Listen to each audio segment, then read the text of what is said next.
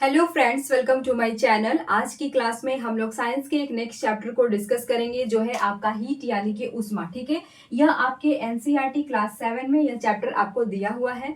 यह भी आपका मोस्ट इंपॉर्टेंट चैप्टर है क्योंकि यहाँ से भी आपके एग्जाम में क्वेश्चन देखने को मिले हैं। ठीक है, तो चलिए हम लोग क्लास को शुरू करते हैं। और हाँ, वीडियो का आप लोग इस का स्क्रीनशॉट लेना चाहते हैं तो मैं इसका स्क्रीनशॉट ऑलरेडी आपको टेलीग्राम पर भेज देती हूँ। आप लोग जाकर टेलीग्राम ज्वाइन कर लीजिएगा। टेलीग्राम का लिंक आपके वीडियो के डिस्क्रिप्शन में दिया रहेगा। ठीक है, तो चलिए अब हम लोग क्लास को शुरू करते हैं। देखिए, यहाँ पर बात करते हैं। सबसे पहले आपको हीट पढ़ना है तो पहले हम तो जानेंगे कि हीट क्या है, उष्मा क्या है। ठीक है, और देखिए उष्मा के साथ साथ ही आपका ये टेम्परेचर भी चलते रहता है। ठीक है, तो दोनों एक साथ चलेंगे। तो पहले हम जानेंगे कि उष्मा होता क्या है। ठीक है, देखिए पहले एग्जाम्पल्स हम समझते हैं कि जैसे मान लेते हैं अभी अब ठंडी का दिन आने वाला, पानी आप गर्म करेंगे। ठीक है, तो आप गैस चूल्हा पर पानी गर्म कर रहे हैं तो आप क्या कर रहे हैं, गैस का फ्लेम थोड़ा सा मीडियम रखे हैं। ठीक है, और आप वेट कर रहे हैं अब पानी गर्म होगा, अब गर्म होगा, हम नहाएंगे। ठीक है, तो आप क्या करेंगे, एक बार पानी में उंगली डालते हैं कि कितना गर्म हुआ है, यानी कि आप उसका ताप चेक कर रहे हैं कि यार भाई कितना गर्म हुआ है। ठीक है, तो आपको लगता है ना कभी उतना अच्छा गर्म नहीं हुआ तो आप क्या करेंगे, क्या करेंगे, उसका फ्लेम गैस का फिर तेज कर देंगे। ठीक है, और अब देखेंगे कि पानी में बुलबुला आ गया तो फिर आप उंगली डालने की कोशिश करेंगे तो आपको अरे बाप रे एकदम जल गया। तो वो क्या होता है कि वहां पर आप हीट और उसमें एक साथ देख सकते हैं। जो आप फ्लेम को कम और ज्यादा कर रहे हैं वो क्या हो रहा है कि आप उसमें उष्मा को ज्यादा दे रहे हैं, कम दे रहे हैं। ठीक है, और जो आप पानी में आप उसका चेक कर रहे हैं कि कितना गर्म है, कितना ठंडा है, कितना ज्यादा गर्म है, तो जो गर्म आप चेक कर रहे हैं वो आप ताप चेक कर रहे हैं। ठीक है, तो देखिए इसको हम समझते हैं कि उष्मा क्या है। तो ये एक प्रकार की ऊर्जा है। उष्मा आपका क्या है, फॉर्म ऑफ एनर्जी, यानी कि एनर्जी का एक फॉर्म है। ठीक है, तो याद रखिएगा उष्मा एक प्रकार की ऊर्जा है।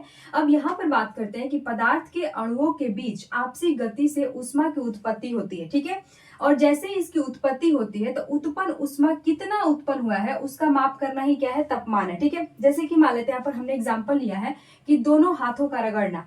आप क्या कर रहे हैं, यहाँ पर लिखा है कि पदार्थ के अणुओं के बीच आपसी गति से उष्मा उत्पन्न होता है। ठीक है, तो मान लेते हैं हम दोनों अपने हाथ को ऐसे क्या कर रहे हैं, रगड़ रहे हैं। ठीक है, तो ऐसे आप रगड़ रहे हैं तो आपको क्या हो रहा है, थोड़ा सा आपको क्या हो रहा है, गर्म महसूस हो रहा है। तो बच्चा सब क्या करता है, छोटा बच्चा कैसे से हाथ रगड़ता है फिर दूसरे गाल में सटा कर दिखाएगा, देखो मेरा ज्यादा गर्म हुआ है। तो जो ये जो उष्मा उत्पन्न हुआ है उसको मापना ही क्या कहलाता है, तापमान कहलाता है। किसका ज्यादा गर्म हुआ है, किसी का कम गर्म हुआ है, यानी कि किसी वस्तु का कितना गर्म और कितना ठंडा है, कोई वस्तु कितना गर्म है और कितना ठंडा है, इसको बताता है क्या, टेम्परेचर। ठीक है, वो आपका टेम्परेचर बताएगा।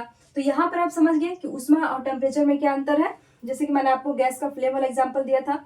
देखिए उष्मा कोई पूछेगा तो याद रखिएगा पदार्थ के अणुओं के बीच आपसी गति से उष्मा उत्पन्न होता है, और जो उष्मा है ना, जो उष्मा उत्पन्न हुआ है उसी को उत्पन्न उष्मा को मापना क्या कहलाता है, तापमान कहलाता है, कि आपका ज्यादा गर्म है कि कम गर्म है। ठीक है, अब बात करते हैं देखिए उष्मा की, कि जब हम किसी एक चीज को उष्मा देते हैं तो उसमें क्या होता है, एक्सपेंशन यानी कि फैलाव होता है। ठीक है, जैसे कि मान लेते हैं किसी चीज को आप उष्मा देते हैं, जैसे कि आप गैस चूल्हा पर सब्जी बना रहे हैं। ठीक है, तो आप क्या करते हैं कि देखिए सब्जी में बोलता है ना कि जब खौलने लगेगा ना तो उसमें क्या करेंगे, आप धनिया पत्ता ही डाल देंगे। ठीक है, तो आप देख रहे हैं भाई सब्जी तो खौल नहीं रहा है, तो आप क्या करेंगे, उसमें उष्मा को क्या करेंगे, उष्मा देंगे, तेज करेंगे। ठीक है, तो देखेंगे उसमें खौलना शुरू होगा, जो खौल रहा है देखिए, तो वो क्या हो रहा है कि उसमें क्या हो रहा है, फैलाव हो रहा है। फैलाव हो गया आपका, पानी में भी देखिए कि फैलने लगा, पानी बुलबुला आने लगा, तो ये क्या होता है, फैलाव होता है। या फिर इसको ऐसे भी समझ सकते हैं कि देखिए यहाँ पर हमने लिखा है कि जब किसी चीज को आप उष्मा देते हैं तो उसमें एक्सपेंशन यानी कि फैलाव होता है। फैलाव भी आपका 3 तरीके से होगा, रेखीय, क्षेत्रीय और आयतन। ठीक है, रेखीय में आपका सिर्फ एक लाइन लीनियर होता है, ठीक है, सीधी रेखा में होगा। और क्षेत्रीय में इसमें लंबाई और चौड़ाई दोनों में फैलाव होगा। और आयतन में क्या होता है कि लंबाई, चौड़ाई, ऊंचाई उसके तीनों में फैलाव होगा। ठीक है, जैसे कि देखिए आप रेलवे लाइन पे जाते हैं तो आपको देखेंगे कि 2 पटरियों के बीच आपको गैप दिखेगा। ठीक, क्यों गैप दिखता है कि देखिए मान लेते हैं जो सूरज का प्रकाश पड़ता है तो उससे क्या होता है, गर्मी, काफी ज्यादा तापमान पड़ रहा है, गर्मी पड़ रहा है। ठीक है, उसमें ज्यादा पड़ रहा है तो क्या होता है, ये चीजें जो होती है फैल जाती है, तो रेल की पटरियां क्या होगी, फैलेगी। तो इसीलिए जगह दिया था कि ताकि फैल कर उस जगह को वो कवर कर ले। अगर जगह नहीं छोड़ा जाता तो ये फैल कर इधर उधर हो जाती है, जिससे आपका दुर्घटना हो सकता था। वही क्या होता है कि ठंडा के दिन में यह पटरियां फिर अपने सुकून कर अपने जगह पा जाती है। ठीक है, तो यही होता है आपका रेल में जो आपका फैलाव देखने को मिलता है रेल की पटरियों में, वो आपका रेखीय होता है।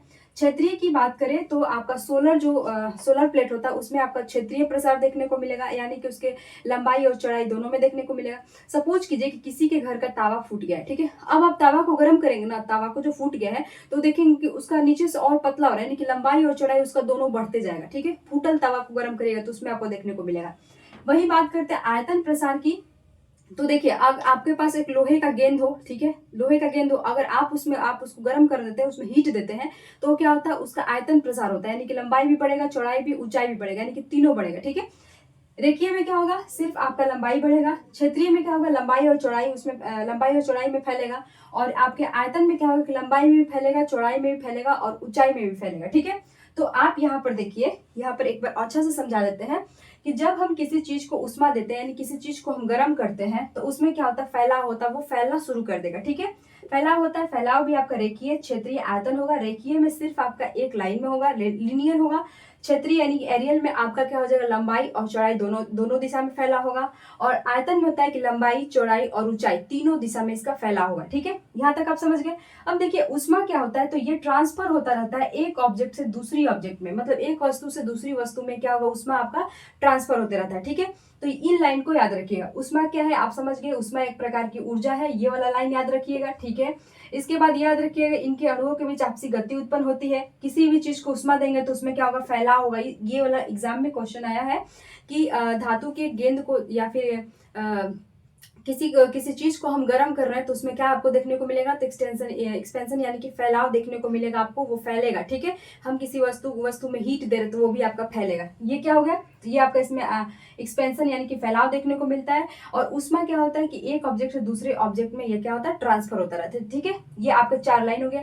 टेम्परेचर की आप मान लेते हैं, ठीक है, टेम्परेचर की बात करते हैं, तो किसी वस्तु में अगर उष्मा उत्पन्न हुई है, तो उसी उत्पन्न उष्मा को हमें मापा जाता है कि ज्यादा उत्पन्न हुआ है, कम उत्पन्न हुआ है। कम उत्पन्न होगा तो वो चीज आपको थोड़ा ठंडा दिखेगा, ज्यादा उत्पन्न होगा तो वो बहुत ज्यादा गर्म दिखेगा, ठीक है।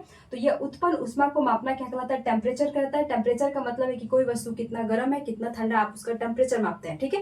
यहाँ तक समझ में आया। अब मैं बात करते हैं, देखिए एक एग्जाम में आपका क्वेश्चन आया था, सपोज कीजिए कि ये एक बाल्टी से भरा हुआ है, भरा हुआ है, पानी है, ठीक है। इसमें बाल्टी से भरा हुआ है, पानी से भरा हुआ, सॉरी, ये बाल्टी है, ठीक है। अब इस बाल्टी के पानी को आप एक ग्लास में डाल रहे हैं, एक कप कटोरी में डाल रहे हैं, ठीक है, यही पानी को। तो यहाँ पर पूछ रहा है कि इसके तापमान में और इसके हीट में, उष्मा में क्या परिवर्तन होगा, ठीक है। तो देखिए, सपोज कीजिए कि आपकी मम्मी एक जग में क्या कर रही है, गरम एक जग है, उसमें आपका दूध है, ठीक है, दूध में आपका हॉर्लिक्स मिला रही है, ठीक है। वो गर्म है, अब 2 भाइयों में बांट रही है, ठीक है। अब मान लीजिए 2 भाई है, तो एक को आपको ग्लास में दे रही है, एक को आपको कटोरा में दे रही है, ठीक है। कटोरा आपका छोटा हो गया, ग्लास आपका बड़ा हो गया है। तो आप देखेंगे कि भाई जब आप उसके कटोरा को छुएंगे तो वो भी आपको उतना ही गर्म दिखेगा, जब आप अपने ग्लास को छुएंगे तो वो भी आपको उतना ही गर्म दिखेगा, ठीक है। यानी कि टेम्परेचर में कोई परिवर्तन नहीं होता है, जितना दूध गर्म इसमें रहेगा इतना ही दूध आपका इसमें गर्म रहेगा, ठीक है। तो टेम्परेचर में नो चेंज रहेगा। आप मान लेते हैं किसी भी चीज को, अब किसी चीज में आप ढालते जाए उसी गर्म दूध को, तो सब में उतना ही गर्म रहेगा जब उसी समय नापेंगे तो, ठीक है। लेकिन यहाँ पर जो हीट है, उष्मा है, उसमें क्या परिवर्तन आता है, तो याद रखिएगा कि जो आपका बड़ा होगा, ठीक है, मान लेते हैं कोई आपका आधा किलो बड़ा गिलास है, कोई छोटा गिलास है, कोई बहुत छोटा गिलास है, तो जो सबसे बड़ा गिलास है उसमें क्या होता है, हीट आपका ज्यादा होगा, ठीक है। तो जैसे हमने यहाँ पर लिखा है कि बी में हीट ज्यादा है सी की अपेक्षा, क्योंकि सी आपका छोटा है, ठीक है, और बी आपका बड़ा है, ठीक है। तो बी में आपका हीट ज्यादा होगा सी की अपेक्षा। इतना याद रखिएगा कि आप किसी भी चीज में किसी गर्म चीज को ढारते जाइए, ठीक है, तो उसमें कोई टेम्परेचर में बदलाव नहीं होगा। टेम्परेचर सबका, तापमान सबका एक रहेगा, सब में इतना ही ज्यादा गर्म रहेगा, ठीक है। लेकिन आपका हीट देखिएगा, हीट जिसका सबसे बड़ा ग्लास होगा उसमें हीट ज्यादा होगा, और जिसका सबसे छोटा होगा उसमें हीट कम होगा, ठीक है। ये आपको इतना समझ में आया। अब देखिए, बात करते हैं कि जो आप ये टेम्परेचर है इसको मापते कैसे हैं, ठीक है। एक तो आप हाथ से लेकर माप लेते हैं कि भाई दूध हुआ तो इतना गर्म बा, या फिर कहेंगे कि नहीं ये बहुत ठंडा है, ठीक है, ठीक है। तो ये ओरिजिनल मतलब सही तरीका से इसको कैसे मापेंगे कि गर्म है तो ये कितना गर्म है, ताप है इसमें तो कितना ताप है। तो आप उसको मेजर करने के लिए किसका इस्तेमाल करते हैं, थर्मामीटर का यूज करते हैं, ठीक है। मान लेते हैं आपको बुखार है, किसी से कहते हैं कि देखो तो मेरा शरीर छूकर कितना गर्म है, तो आपके शरीर को छूता है तो कहता है कि हाँ भाई तेरा बुखार हुआ है, लेकिन हमें एग्जैक्ट जानना है कि हमें कितना डिग्री बुखार है। तो देखिए, तो इसी बुखार को मापने के लिए हम लोग किसका यूज करते हैं, अपने शरीर के ताप को मापने के लिए थर्मामीटर का यूज करते हैं कि एग्जैक्ट हमें कितना बुखार है, ठीक है। अब ये थर्मामीटर भी आपका 3 तरह का होता है। कैसे, मान लेते हैं कि जो आप थर्मामीटर का यूज करते हैं अपने घर पर बुखार मापने के लिए, क्या उसी थर्मामीटर से आप किसी वस्तु का माप सकते हैं ताप। जैसे कि मान लेते हैं गर्म पानी का हमें ताप मापना है, तो क्या वही थर्मामीटर ले जाकर गर्म पानी में डाल देंगे तो माप लेंगे, तो नहीं, ऐसा कुछ नहीं होता। तो देखिए, जिस हम थर्मामीटर से अपने शरीर का ताप मापते हैं उसे हम क्या कहते हैं, क्लिनिकल थर्मामीटर कहते हैं, ठीक है। और जिस थर्मामीटर से हम किसी वस्तु का ताप मापते हैं उसे हम लैबोरेटरी थर्मामीटर कहते हैं। और मान लेते हैं कि हमें तापमान हमें आपका वेदर मौसम का तापमान ज्ञात करना है कि भाई हमारा तापमान कितना है, मौसम का तापमान कितना है। तो क्या क्या करेंगे आप, बुखार वाला थर्मामीटर से ना माप लेंगे उसको, तो नहीं मापेंगे। तो उसके लिए भी अलग थर्मामीटर आता है जो आपका क्या है, मैक्सिमम मिनिमम थर्मामीटर, ठीक है। दिन का तापमान कितना है, फिर शाम हुआ तो तापमान कितना है, तो उसको मापने के लिए हम मैक्सिमम मिनिमम थर्मामीटर का यूज करते हैं, ठीक है। देखिए, क्लिनिकल थर्मामीटर का यूज अपने बॉडी के तापमान को मापने के लिए करते हैं, केवल बॉडी के तापमान को, ठीक है। लेबोरेटरी थर्मामीटर का यूज केवल वस्तु के तापमान को मापने के लिए करेंगे। लेबोरेटरी का यूज आप इसमें नहीं कर सकते हैं, अपने शरीर को मापने के लिए नहीं कर सकते, इसको याद रखिएगा, ठीक है। तो लेबोरेटरी थर्मामीटर का यूज हम सिर्फ ऑब्जेक्ट को मापने के लिए करते हैं, और मैक्सिमम मिनिमम थर्मामीटर का यूज हम मौसम की जानकारी के लिए हम मैक्सिमम मिनिमम थर्मामीटर का यूज करते हैं, ठीक है। अब देखिए, यहाँ से ये तीनों थर्मामीटर से आपके एग्जाम में क्वेश्चन पूछे गए हैं। पहला तो यही पूछा गया है कि जो आपका क्लिनिकल थर्मामीटर है, ये कितना डिग्री सेल्सियस से कितना डिग्री सेल्सियस को माप सकता है, ठीक है। और ऑब्जेक्ट लेबोरेटरी थर्मामीटर का रेंज कितना होता है, ठीक है। दोनों क्वेश्चन आपके एग्जाम में पूछे गए। तो देखिए, यहाँ पर हमने लिखा है कि only measure our body temperature, इससे हम क्लिनिकल थर्मामीटर से केवल हम अपने शरीर का टेम्परेचर को मापेंगे। इसका रेंज कितना होता है, तो 35 डिग्री सेल्सियस से 42 डिग्री सेल्सियस तक होता है, ठीक है। 35 से 42, यही रेंज आपके एग्जाम में पूछा हुआ है। अब बात करते हैं कि भाई 35 डिग्री क्यों दिया है, तो मैंने आपको यहाँ पर समझाने के लिए लिखा है कि हमारे बॉडी का टेम्परेचर कितना, 37 डिग्री सेल्सियस होता है, ठीक है। लेकिन आप मापेंगे तो किसी का बॉडी का टेम्परेचर थोड़ा कम आता है, किसी का थोड़ा सा ज्यादा आता है, 37 से किसी का कम आ जाएगा, 37 से किसी का ज्यादा आ जाएगा, ठीक है।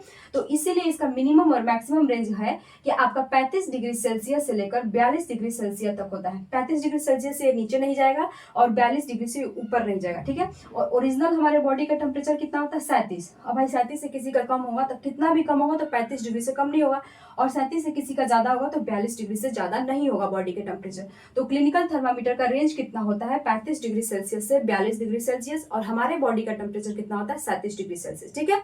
इस चीज को आप लोग याद रखिएगा। देखिए, एक और क्वेश्चन पूछा है यहाँ पर कि जो आप क्लिनिकल थर्मामीटर यूज करते हैं उसका जो 1 डिग्री से लेकर, मानते हैं 101 डिग्री से लेकर 102 डिग्री के बीच में कितना आपको पॉइंट देखने को मिलते हैं, ठीक है। लिस्ट आपका इसका लिस्ट रेंज कितना होता है, क्लिनिकल थर्मामीटर का लिस्ट रेंज कितना होता है, तो इसको मैंने समझाने के लिए यहाँ पर बताया है कि देखिए, आप जो क्लिनिकल थर्मामीटर का यूज करते हैं, सपोज कीजिए कि 1 डिग्री से 101 डिग्री से 102 डिग्री के बीच में आपको इसका लिस्ट रेंज कितना होगा, ठीक है। इनके बीच कितना आपको पॉइंट देखने को मिलता है, तो याद रखिएगा 101 से 102 के बीच में आपको 5 पॉइंट देखने को मिलेगा, ठीक है। यहां तक हो गया 5 पॉइंट। अब हर पॉइंट का मान कितना होता है यही आपका पूछा था, ठीक है। तो देखिए, आपको मालूम है कि 101 डिग्री से लेकर 102 डिग्री के बीच में आपको 5 पॉइंट देखने को मिलेगा। तो हमें 1 का निकालना है, तो हम क्या करेंगे, 1/5 करेंगे, ठीक है। जिसका मान कितना आता है, पॉइंट 0 पॉइंट कितना आ जाएगा, 2 आ जाएगा, 2 डिग्री सेल्सियस, ठीक है। तो एक का कितना होगा 0.2, दूसरे का कितना होगा 0.4, तीसरे का कितना होगा 0.6, चौथे का कितना हो जाएगा 0.8, ठीक है। तो इतना होता है, इसको आप याद रखिएगा, क्लिनिकल थर्मामीटर का है, ठीक है। अब यहाँ पर आपसे क्वेश्चन पूछा गया है, एक तो आपका ये पूछा गया है कि लिस्ट रेंज कितना होता है, दोनों डिग्री के बीच में 101 और 102 डिग्री के बीच में लिस्ट रेंज कितना होता है। तो आपको याद रखना है कि पर रेंज आपका 0.2 डिग्री सेल्सियस होता है, ठीक है। कैसे आप पता करेंगे, क्योंकि एक यहाँ से लेकर यहाँ तक के बीच में आपको कितना है 5 है, तो 1 का निकालना है, तो 1/5 करेंगे तो कितना आ जाएगा 0.2 डिग्री, ठीक है। अब आपको क्या करना है, यहाँ पर एक क्वेश्चन पूछा था कि एक व्यक्ति बीमार है, ठीक है। उसका जब तापमान मापा गया तो डॉक्टर ने बोला कि यह आपका 101 डिग्री से 2 पॉइंट ज्यादा इसको बुखार है। तो एक्चुअल में उसको बुखार कितना है, तो यहाँ पर कह रहा है कि 2 पॉइंट ज्यादा है, यानी कि 1 पॉइंट ये हो गया और 1 पॉइंट ये हो गया, यानी कि एक्चुअल में बुखार आपका 101 डिग्री 101.4 डिग्री सेल्सियस उसको बुखार है, ठीक है। जब आपसे कहेगा 2 पॉइंट ज्यादा है तो एक ये हो जाएगा, एक ये हो जाएगा। जब आपसे कहेगा 3 तो आप यहाँ आएंगे, जब आपसे कहेगा 4 तो आप यहाँ आएंगे, ठीक है। इस तरह से आपके एग्जाम में क्वेश्चन पूछा गया था। यहाँ तक आप समझ गए। देखिए, अब बात करते हैं लेबोरेटरी थर्मामीटर का। तो मैंने आपको बताया कि सिर्फ ये ऑब्जेक्ट को मेजर करता है, किसी वस्तु को मापता है, और इसका रेंज कितना होता है -10 डिग्री सेल्सियस से 110 डिग्री सेल्सियस होता है। इसे आप याद रखिएगा कि -10 डिग्री सेल्सियस से 110 डिग्री सेल्सियस इसका क्या होता है, रेंज होता है, ठीक है। ये रेंज भी आपके एग्जाम में पूछा है और ये रेंज भी आपके एग्जाम में पूछा है। यहाँ आपके ये भी पूछा है लिस्ट पॉइंट नंबर कितना होता है, ये भी आपका क्वेश्चन जैसे मैंने बताया वो भी पूछा है, और साथ ही साथ आपके बॉडी टेम्परेचर क्या है ये भी पूछा है क्वेश्चन। ये वाला चीज भी आप याद रखिएगा, ठीक है, कि आप किसी वस्तु को कितना में भी आप उसको धार देते हैं, मतलब कितना में भी, तो उसका टेम्परेचर नहीं बदलेगा, लेकिन हीट देखिएगा कि जो जिसका जो ग्लास बड़ा होगा, जो चीज बड़ा होगा, ठीक है, तो उसमें ज्यादा हीट रहेगा, इतना याद रखिएगा, ठीक है। अब बात करते हैं यहाँ पर, देखिए यहाँ पर बात करते हैं कि अब आपका एक अलग से थर्मामीटर आ गया जिसका नाम है डिजिटल थर्मामीटर, ठीक है। और डिजिटल थर्मामीटर में आपको मरकरी यानी कि पारा अवेलेबल नहीं होता है। जैसे कि अभी जो हम लोग क्लिनिकल थर्मामीटर का यूज करते हैं, ये वाला जिससे हम लोग अपना बुखार नापते हैं, तो उसमें आपका क्या होता है, मरकरी होता है, पारा होता है, ठीक है। तो पारा क्या है, बहुत ही हानिकारक है हमारे लिए। तो इसी वजह से अब क्या हुआ कि डिजिटल थर्मामीटर आया है जिसमें आपका पारा नहीं देखने को मिलेगा, पारा अवेलेबल नहीं होता है, ठीक है। ये आपका एनसीईआरटी में ही दिया था। अब यहाँ पर बात करते हैं, दो चीजों पर आपको ध्यान रखना है। देखिए यहाँ पर हमने लिखा है कि तापमापी को ऊर्ध्वाधर रखना चाहिए, तिरछा नहीं। जैसे कि मान लेते हैं आप किसी का बुखार अब माप रहे हैं, तो मापने के बाद आप जो बुखार रहता है उसको ऐसे तिरछे वगैरह करके नहीं देखेंगे, ठीक है। तो आप उसे कैसे देखेंगे, ऊर्ध्वाधर रख के देखेंगे, ठीक है। ये लाइन भी आपका एनसीईआरटी का ही है। यहाँ पर कह रहा है कि बल्ब बर्तन की दीवारों से नहीं छूना चाहिए। देखिए ये हमने लिया है आपको लेबोरेटरी थर्मामीटर का। जैसे कि यहाँ पर बात करते हैं लेबोरेटरी थर्मामीटर में क्या है, इसको यहां समझते। देखिए हम लेबोरेटरी थर्मामीटर की बात करते हैं, तो मान लेते हैं ये है आपका किसी वस्तु का हमें टेम्परेचर ज्ञात करना, और इसमें बहुत सारा ऐसे पानी भरा हुआ, हमें इस पानी का टेम्परेचर ज्ञात करना है कि यह पानी कितना गर्म है, ठीक है। तो हम क्या करते हैं, लेबोरेटरी थर्मामीटर का यूज करेंगे। तो हम इसमें क्या करेंगे, इसे लेबोरेटरी थर्मामीटर डालेंगे, ठीक है। और यहाँ पर इसमें बल्ब लगा रहता है, इसे यहाँ पर आपका इसमें बल्ब लगा है, ठीक है।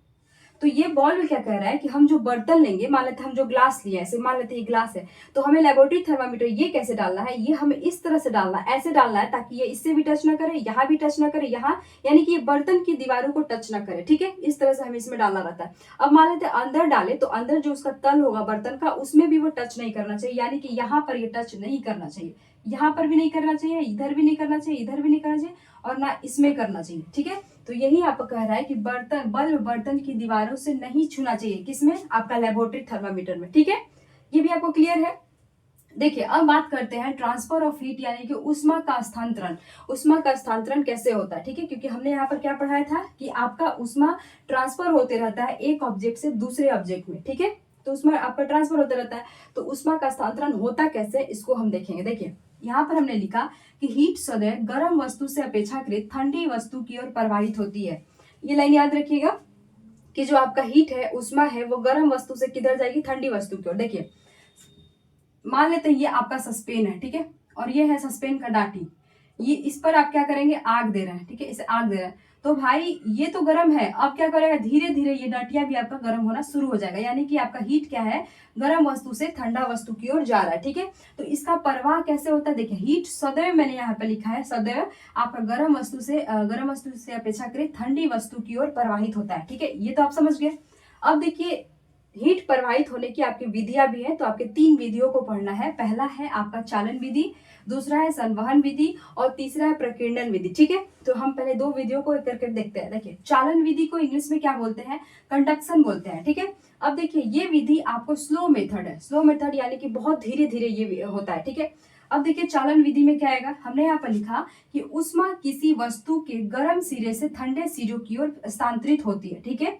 यह ठोस यानी कि सिर्फ धातुओं में होता है। इस लाइन को याद रखिएगा कि ये क्वेश्चन आया है कि जो होता है कंडक्शन में होता है, यह सिर्फ ठोस में होता है, यानी कि धातुओं में होता है, ठीक है। ये दोनों इस लाइन को आप याद रखिएगा।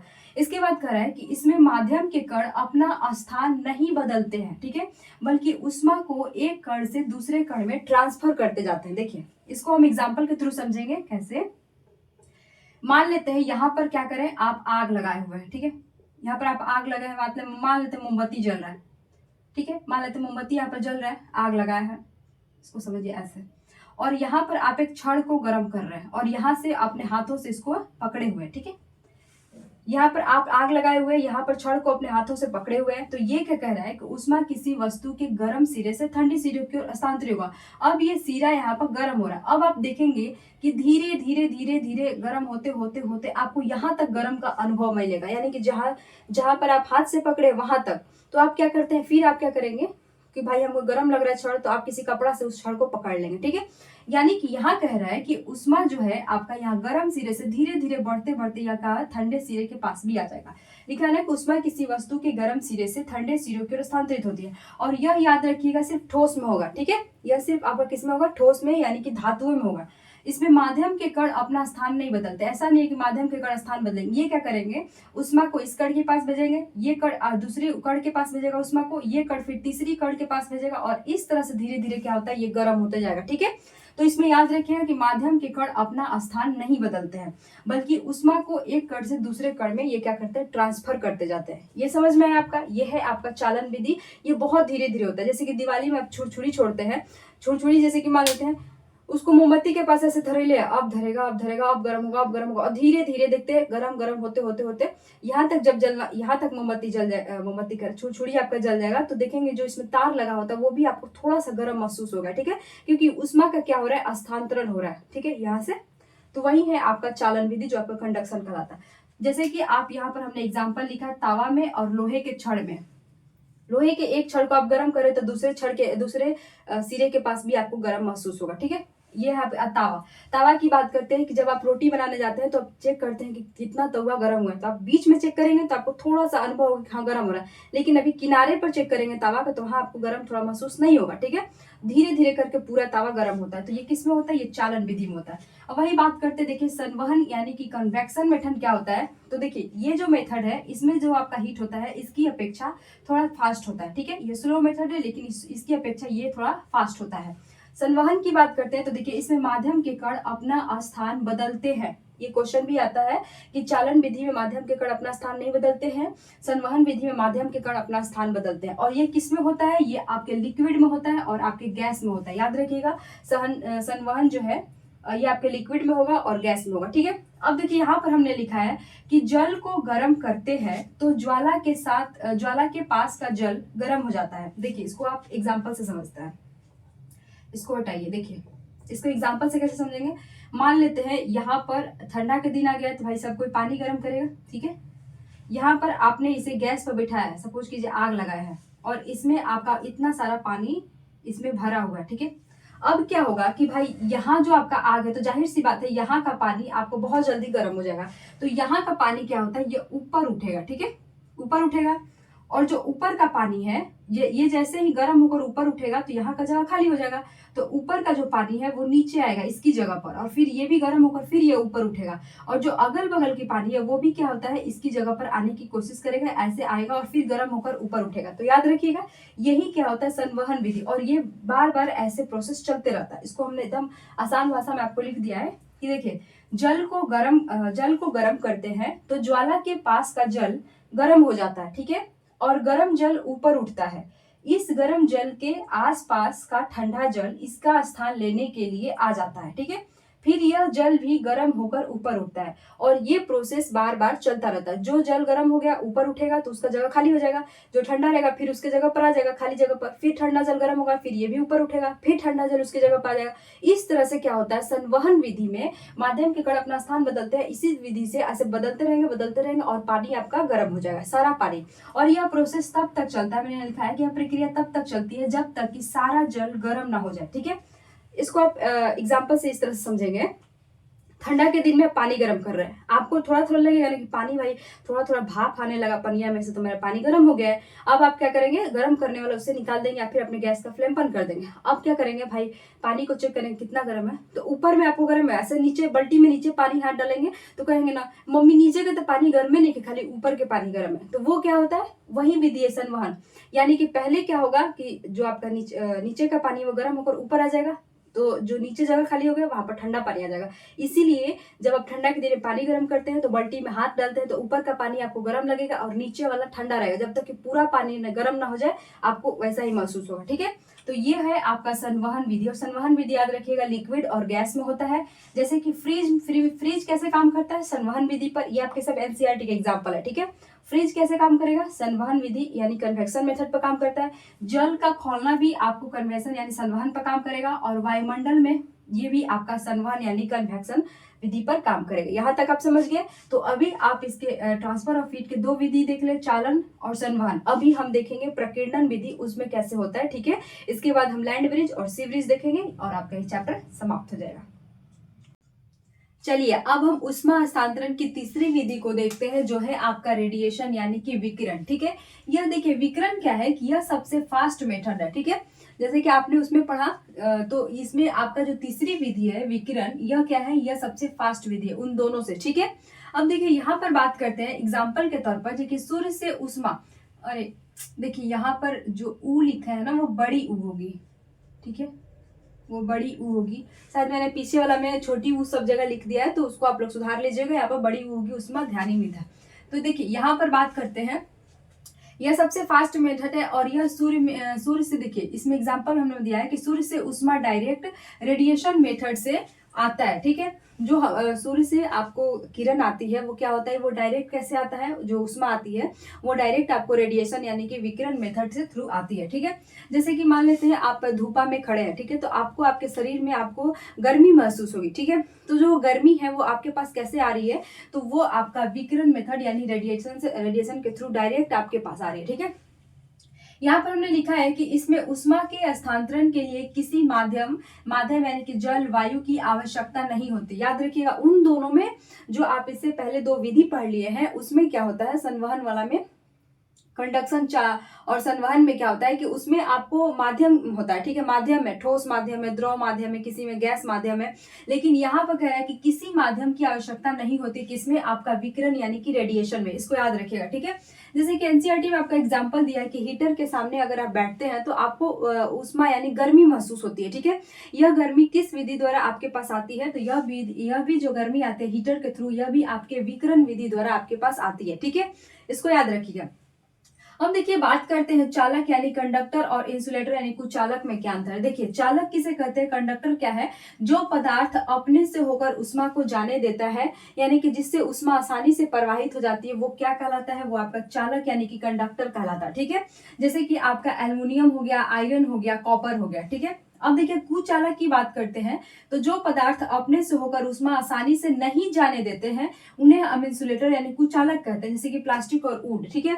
अब देखिए जैसे कि आप एग्जाम्पल के तौर पर समझ सकते हैं, जो तावा होता है, तावा के पीछे वाला जो डांटी होता है वो किसका होता है, लकड़ी का होता है।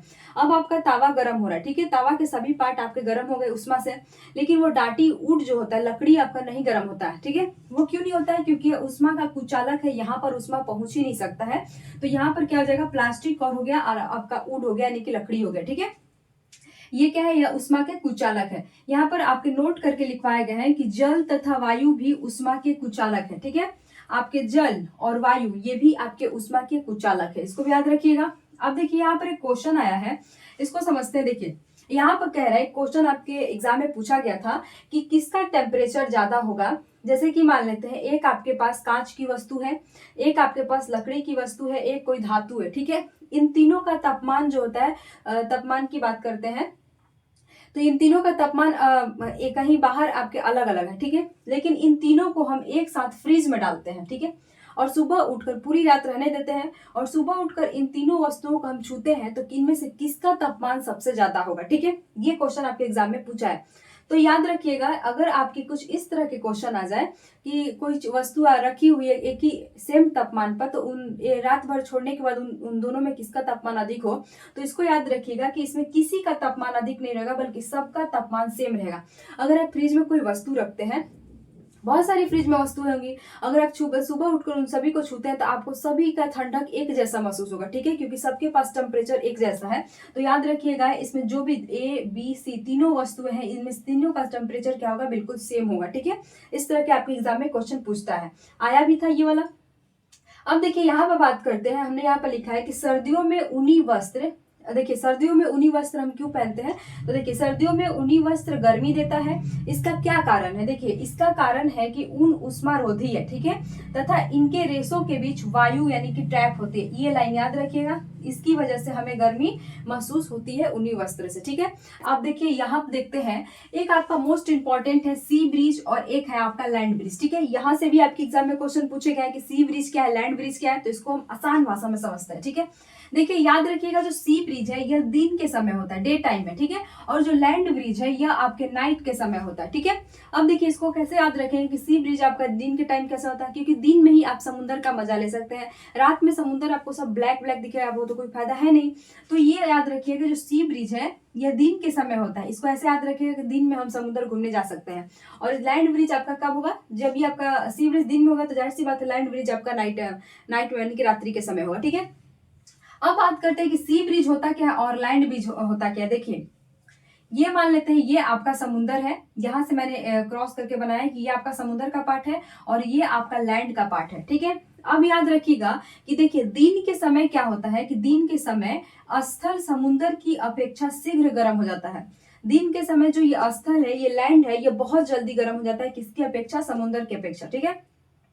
और मैंने आपको तुरंत उसमें पढ़ाया था संवहन विधि में कि जो चीजें गर्म होती है, यहाँ की हवा जो गर्म हो जाएगी, गर्म होकर क्या होता है? ऊपर उठता है। मैंने यहाँ पर डायरेक्ट लिखा है कि वायु गर्म होकर ऊपर उठती है। जाहिर सी बात है कि यहाँ का जो लैंड है यह बहुत जल्दी दिन में गर्म हो गया। गर्म होने के बाद गर्म हवाएं क्या होती है? ऊपर उठती है और ये हवाएं समुंदर की तरफ जाती है, ठीक है।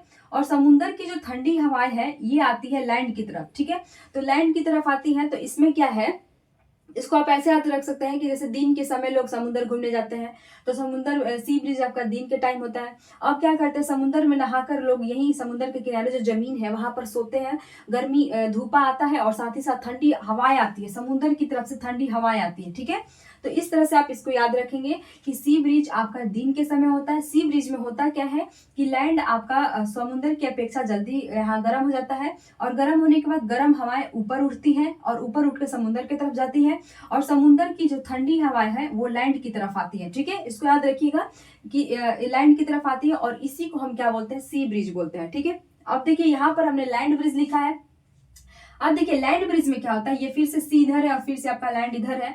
अब देखिए सी लैंड ब्रिज में क्या होता है, हमने लिखा है कि रात में समुद्र का जल स्थल की अपेक्षा धीमी गति से ठंडा होता है, ठीक है। जो ये रात्रि के समय है, यहाँ बात करते हैं, ये आपका रात्रि के समय मैंने यहाँ पे लिखा है कि नाइट टाइम में यहाँ पर क्या होता है कि जो रात में समुद्र का जो जल है वह स्थल की अपेक्षा धीमी गति से ठंडा होता है। यानी कि इसको ऐसे समझते हैं, देखिए यहाँ से सब गर्म हवाएं किधर आई है? समुद्र की तरफ, ठीक है, दिन में, ठीक है।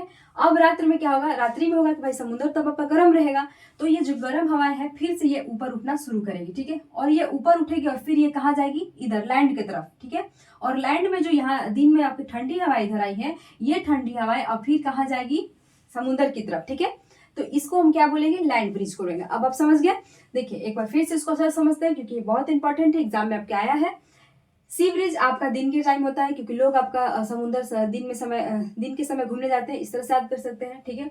अब समुद्र में लोग क्या करते हैं? समुद्र में लोग नहाकर और लैंड के पास आपका जब सोने वाला बनाया रहता है वहां पर लोग सोते हैं, वहां पर उनको ठंडी हवाएं मिलती है इसीलिए लोग सोते हैं। अब ठंडी हवाएं कैसे आती है? क्योंकि ये जो जमीन है, ये लैंड है, ये बहुत जल्दी गर्म हो जाता है और गर्म होते ही गर्म हवाएं ऊपर उठने लगती है, ठीक है। यहाँ से लैंड से गर्म हवाएं ऊपर उठती है और यही हवाएं आपके समुद्र की तरफ आती है तो यहाँ का जगह क्या हो जाता है? खाली हो जाता है। तो समुद्र से ठंडी हवाएं फिर यहाँ आती है लैंड की तरफ, तो ये क्या होता है? इसे हम क्या कहते हैं? सी ब्रिज कहते हैं। यहाँ तक समझ में आया।